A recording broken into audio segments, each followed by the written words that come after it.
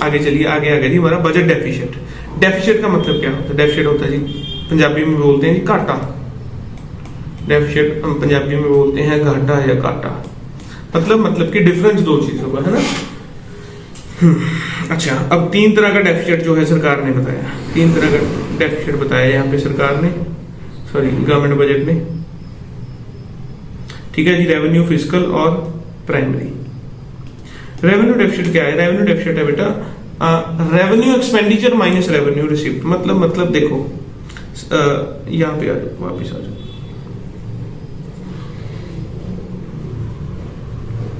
ये देखो यहां पे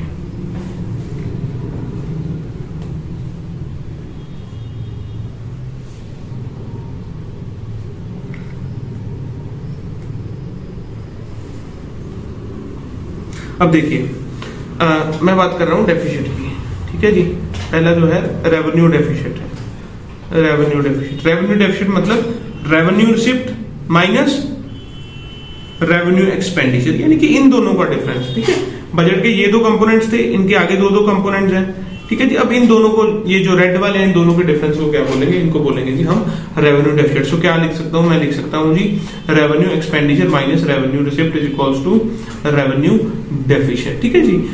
लॉजिक इसका ये है कि लॉजिक इसमें है बी, मैं बोलूं तो सरल सी बात है कि सरकार का मेन जो रेवेन्यू का सोर्स है उसमें सरकार को क्या प्रॉफिट या लॉस हो रहा है, ठीक है जी।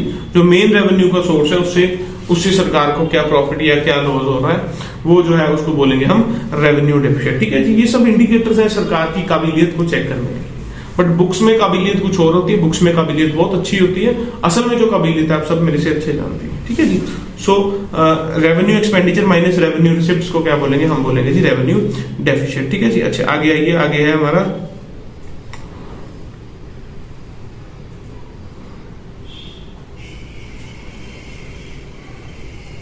Capital receipt.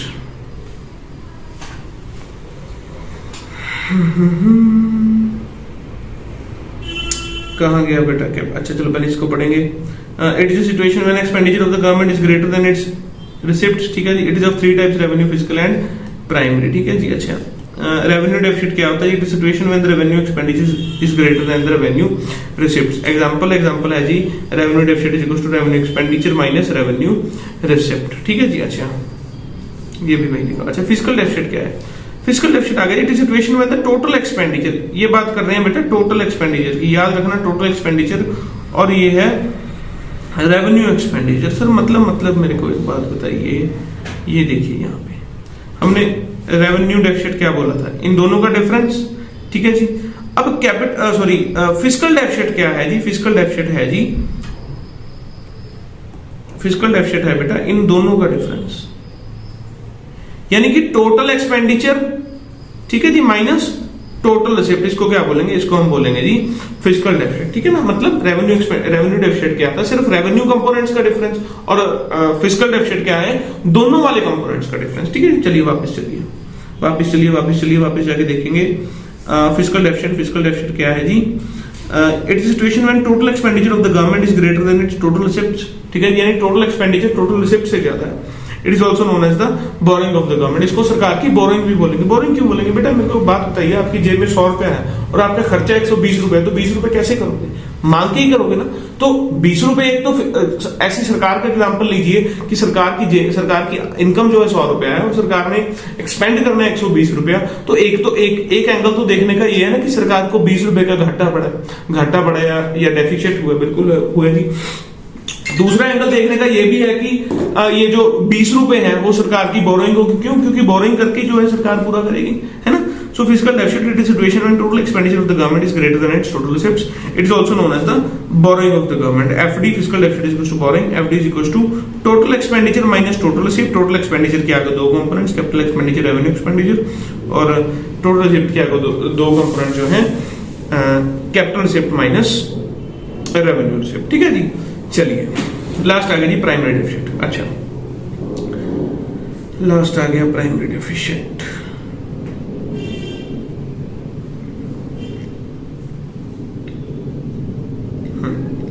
सो लास्ट आ गया जी हमारा प्राइमरी डेफिसिट। प्राइमरी डेफिसिट का मीनिंग क्या है? प्राइमरी डेफिसिट का मीनिंग है जी, अच्छा सपोज कीजिए अब सरकार ने 120 रुपए आप पे एक्सपेंड करने हैं, ठीक है जी, पर आप पे जो है आपको आपसे 100 रुपए सरकार को रिसिप्ट हो रहा है, 100 रुपए सरकार को इनकम हो रही है। अब डेफिसिट, अब डिफरेंस कितना है जी? डिफरेंस 20 रुपए का है ना? अब 20 रुपए का डिफरेंस है जी, ठीक है, चलो ये तो हो गया फिस्कल डेफिसिट। अब मेरे को एक बात बताइए, सपोज कीजिए ये 120 रुपए का जो खर्चा था, बड़े ध्यान से सुनना मेरी बात, जो 120 रुपए का खर्चा है, सपोज कीजिए इसमें 100 रुपया या बोल देंगे 80 रुपया जो है, 80 रुपया बाकी सारा खर्चा है और 40 रुपए जो है इंटरेस्ट है। यानी पिछली बोरोइंग्स देखो, अब इस साल सरकार बोरो करेगी ना 20 रुपए, है ना, ये 20 रुपए बोरो करेगी, क्यों? क्योंकि उसको 20 रुपए कम है, उसने 120 खर्चने और उसके पास 100 तो 20 बोरो करेगी, है ना। अच्छा, ऐसी जो प्रीवियस ईयर्स में बोरो किया होगा पैसा, है ना, सपोज कि ये अब 23 आने वाला है, तो इसमें 20 रुपए सरकार बोरो कर रही है, ऐसे 21, 20, 19 सब में सरकार ने बोरो की होगी। अच्छा, अब जो बोरो किया होगा उस पर कुछ इंटरेस्ट पे करना होगा सरकार को, बिल्कुल करना होगा, है ना। सो ऐसे मैं बोल देता हूं कि जो सरकार का ये जो 40 रुपए है ये पिछले सालों का इंटरेस्ट है और 80 रुपए बाकी सारा खर्चा है, बाकी सारा खर्चा देश के लिए, है ना, देश की डेवलपमेंट के लिए, जीडीपी के लिए, एम्प्लॉयमेंट के लिए सारा। अच्छा, अब मेरे को एक बात बताइए, सरकार आपके ऊपर कितना असल में खर्च रही है? क्या वो 120 खर्च रही है कि 80 खर्च रही है? सर 80 खर्च रही है ना, क्योंकि 40 तो वो पिछले साल का इंटरेस्ट पे कर रही है ना। सो कहने का भाव क्या है, सरकार की एक्यूरेसी चेक करना, सरकार की मतलब फाइनेंशियल, जैसे आप अकाउंटेंसी में फाइनेंशियल रेशियोज निकाल के अपनी कंपनी को चेक करते हो, है ना, current ratio, stock ratio, what ever जो भी चीजें, ऐसी सरकार को चेक करने के लिए ये इंडिकेटर्स हैं। अच्छा, अब असल में सरकार अपने आपके ऊपर कितना खर्च रही है वो प्राइमरी डेफिसिट से पता लगेगा। यानी प्राइमरी डेफिसिट का फॉर्मूला क्या है जी? Fiscal deficit minus interest payment. अच्छा, फिस्कल डेफिसिट कितना था जी? 20 रुपए था, इंटरेस्ट पेमेंट 40 रुपए, यानी कि -20। मतलब एक्चुअल में सरकार -20 आप मतलब जो है डेफिसिट -20 है, मतलब असल में सरकार आपसे जो पैसे हैं 100 रुपया लेके 80 रुपए खर्च रही है ना। सो असल में डेफिसिट नेगेटिव आया। सर क्या बोल रहे हो आप? देखो, मैं बोलूंगा 120 के करेंगे हम दो कंपोनेंट्स, एक 80 एक 40। 40 जो है इंटरेस्ट, 80 जो है आपके वेलफेयर के लिए। अच्छा, अब सरकार की कमाई कितनी है? सरकार की कमाई है जी 100 रुपया। प्राइमा फेसी देखने में क्या लग रहा है कि सरकार आपके ऊपर कितने रुपए खर्च रही है? 120, ठीक है जी, वो आ गया फिस्कल डेफिसिट। अब जूम करके देखिए, ऐसे करके जूम करके जूम कीजिए और जूम करेंगे, वेलफेयर पे तो 80 ही खर्चा जा रहा है ना, और जो है आपसे लिया कितना जा रहा है? आपसे 100 रुपया लिया जा रहा है। सो ये सरकार की रिसिप्ट है, ये सरकार का एक्सपेंडिचर है, ठीक है जी। वो 40 को इग्नोर कर दीजिए क्योंकि वो तो पिछले सालों का इंटरेस्ट पे कर रही है सरकार, उससे आपका कोई फायदा नहीं होने वाला, ठीक है ना।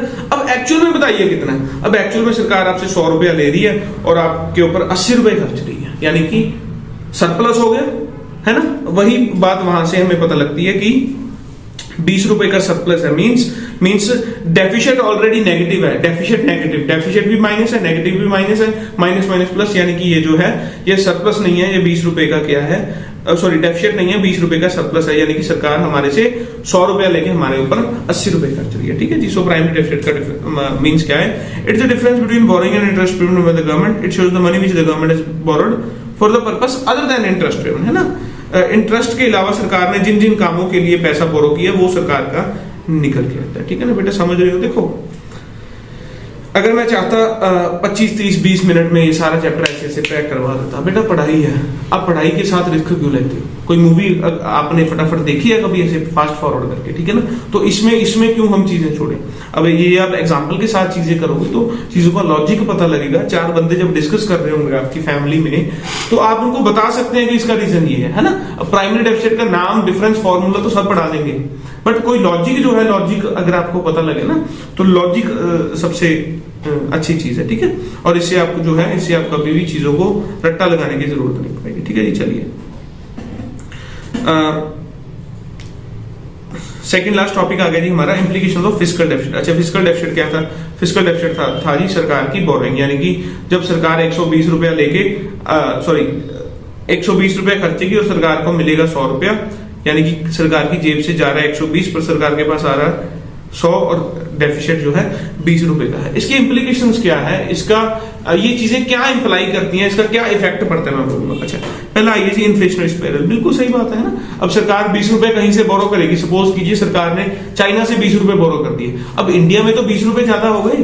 पहले अगर इंडिया के बंदों के पास मैं बोलूं तो 400 रुपया था, अब 420 हो गए, है ना। देश में पैसा बढ़ गया और देश में जितना ज्यादा पैसा होता है उतनी ज्यादा डिमांड बढ़ जाती है, उतने ज्यादा प्राइसेस बढ़ जाते हैं, जिसको क्या बोलते हैं, जिसको हम इन्फ्लेशन बोलते हैं। ठीक है, borrowing from RBI is directly linked to inflationary spiral in the economy, या बोरिंग आरबीआई से बोरिंग की बात की हुई है।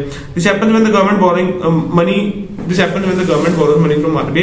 It increases the money supply in the country due to which demand increase, price increase and there is inflation. ठीक है जी, वही बात है कि increase in money supply, money के बढ़ने से प्राइस बढ़ेगा, प्राइस को बढ़ने को बोलते हैं जी इन्फ्लेशन स्पाइरल। नंबर 2 पे ये नेशनल डेट्स।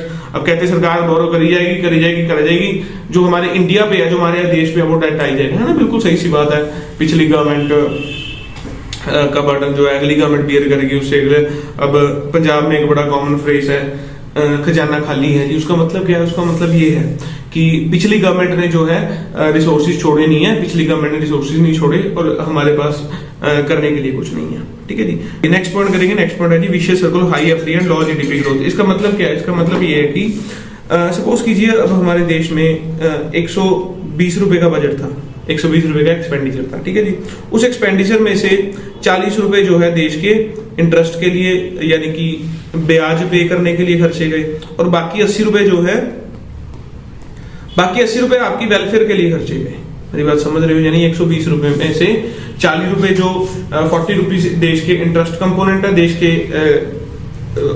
के नहीं, मैं बोलूंगा पिछले जो लोन थे उस पे पे किया जाने वाला इंटरेस्ट है, और 80 रुपए जो है आपके वेलफेयर या आपके ऊपर किया गया जेन्युइन एक्सपेंडिचर है। चलिए, अच्छा, अब इस साल मैंने 20 रुपए का लोन और ले लिया है ना।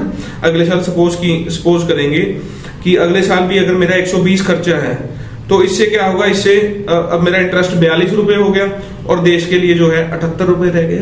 मतलब जितना ज्यादा मैं देश के लिए, जितना ज्यादा मैं लोन लिए जाऊंगा, उतना ज्यादा क्या होगा, उतना ज्यादा मेरे को इंटरेस्ट पे करना पड़ेगा, और जितना ज्यादा इंटरेस्ट हो जाएगा उतना ज्यादा जीडीपी के लिए पैसा कम हो जाएगा, है ना।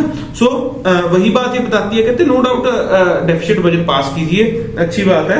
अच्छी बात कैसे, मैं आपको आगे बताऊंगा।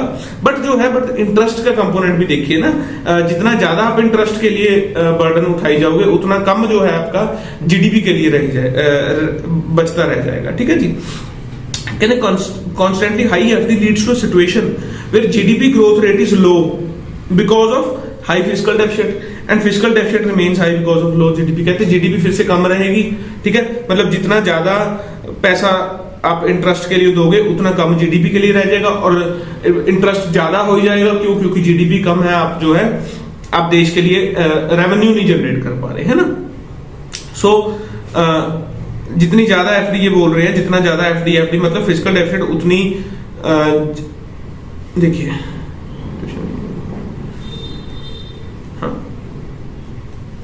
बिल्कुल कहते हैं high FD because GDP is low.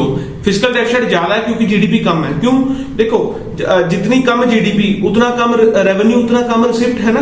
जितना कम रिसिप्ट उतनी ज्यादा पैसे मांगने पड़ेंगे। अगर 20 मांग रहे हैं, 100 की जगह 90 इनकम हो तो 30 मांगने पड़ेंगे। अच्छा, सो जीडीपी क्यों लो हुई? जीडीपी लो हुई क्योंकि फिस्कल डेफिसिट, क्योंकि जीडीपी लो थी, फिस्कल डेफिसिट ज्यादा हुआ। अच्छा, अब जो है अब फिस्कल डेफिसिट ज्यादा हुआ, क्यों? क्योंकि जीडीपी लो है। ठीक है जी, यही बात बोलूंगा बेटा, कोई इसमें ज्यादा नहीं है। फिर से दोबारा से देख लो, where GDP growth rate is low because of high FD and FD remains high because of low GDP.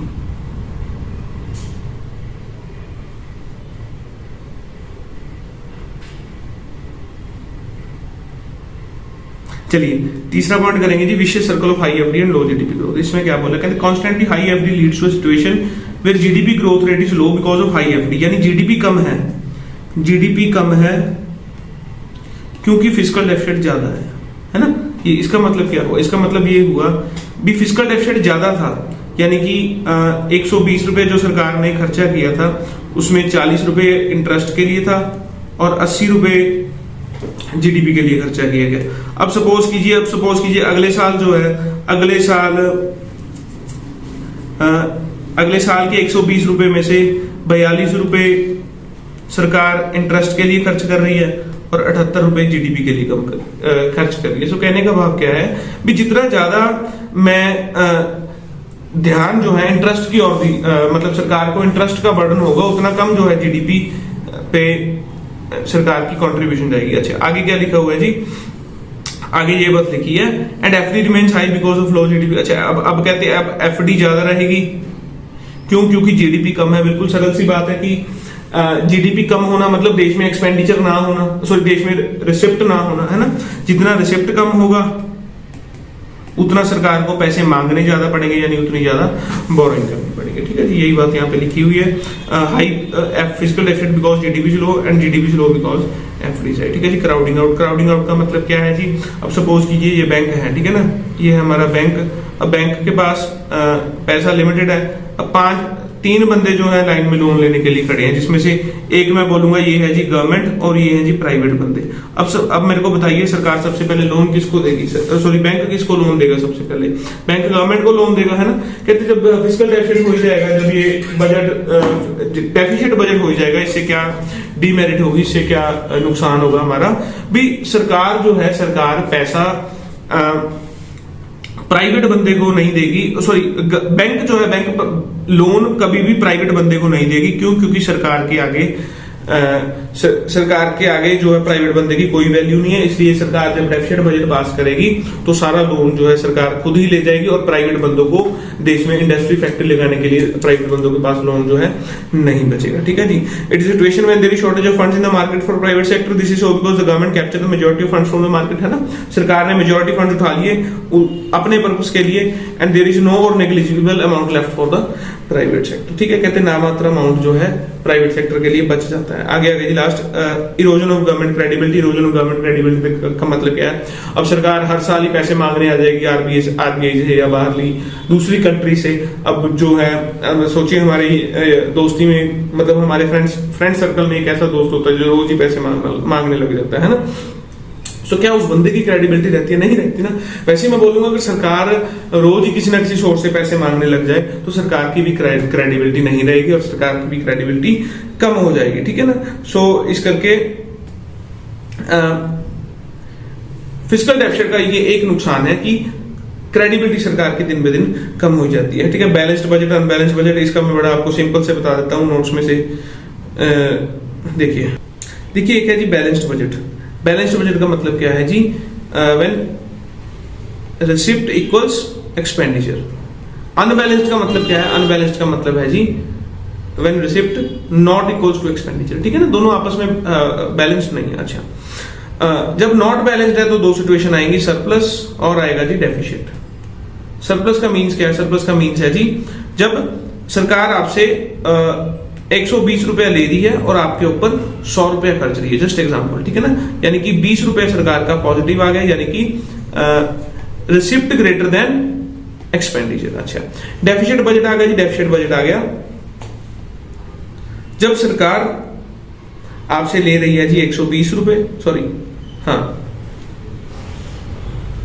आपसे ले रही है जी 120 रुपए और आपके ऊपर खर्च रही है जी वो 140 रुपए। ठीक है ना, यानी ये होगी सरकार की रिसिप्ट, ये होगी सरकार के एक्सपेंडिचर। डेफिसिट क्या होगा? डेफिसिट हो गया जी when expenditure greater than receipt. ठीक है ना। सो प्रैक्टिकली जो है, प्रैक्टिकली डेवलपिंग देशों में ये आइडियोलॉजी है कि सरकार आपसे कम पैसा लेके आपके ऊपर ज्यादा खर्चे, है ना।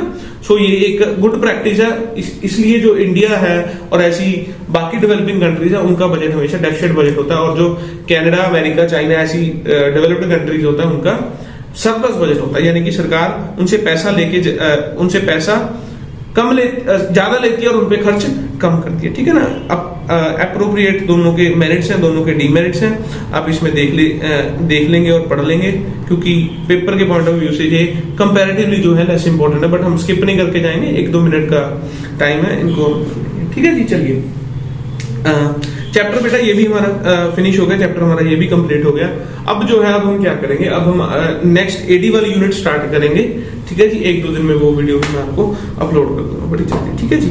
चलिए, मोटिवेशन मोटिवेशन मोटिवेशन मोटिवेशन करेंगे नहीं करेंगे? आज बेटा मोटिवेट नहीं करेंगे, आज आपको मोटिवेट नहीं करेंगे। आज मैं आपको खुला छोड़ दूंगा कि जाओ आप कहीं और से मोटिवेशन लो और आप मेरे को खुद को आके मोटिवेट कीजिए। क्यों? क्योंकि मैं बड़ा स्लो चल रहा हूँ इन चीजों पे। मैं चाहूंगा आज आप मेरे को मोटिवेट कीजिए, ठीक है। कमेंट्स में कीजिए, फोन करके कीजिए, जहां पे मर्जी कीजिए, ठीक है जी। चलिए, बहुत बहुत धन्यवाद, ठीक है जी। पढ़ते रहिए, हंसते रहिए, खेलते रहिए और नेक्स्ट वीडियो हम जो है एडिबल यूनिट की स्टार्ट करेंगे, ठीक है जी। चलिए, धन्यवाद।